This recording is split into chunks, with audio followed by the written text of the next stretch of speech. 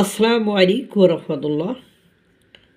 শহর পড়লে কি আর দেবালয় বাদ পড়ে? অর্থাৎ যে পথে তুমি হাঁটিবে সেই পথেই তুমি ফিরিবে। কেন কথা বললাম? একটু আগে ভিডিওতে দেখলাম আজকে বিএনপি আর জামাতপন্থী আইনজীবীদের কোর্টের ভেতরে বা কোর্ট চত্বরের ভেতরে ফাইট বেঁধেছে।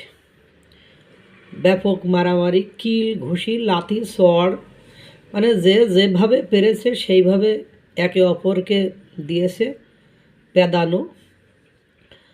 তার ফলে একজনের দেখলাম যে চোখে মুখে ব্যান্ডেজ, হাসপাতালে দেখা যাচ্ছে।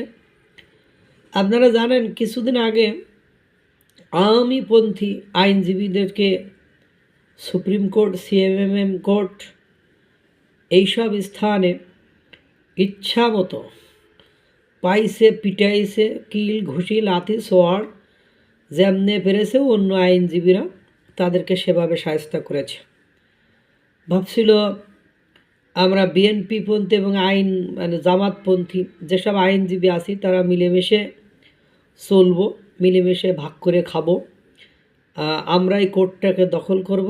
কিন্তু দুর্ভাগ্য হলো সত্য যে সেটা আর হয়ে দাঁড়ায়নি।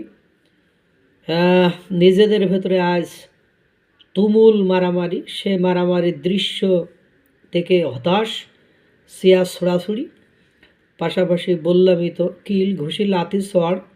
একজনের দেখলাম চোখ কানা হয়ে যাওয়ার মতো, চোখের উপর ব্যান্ডেজ, মুখে ব্যান্ডেজ। এই হলো অবস্থা চলছে সারা বাংলাদেশে।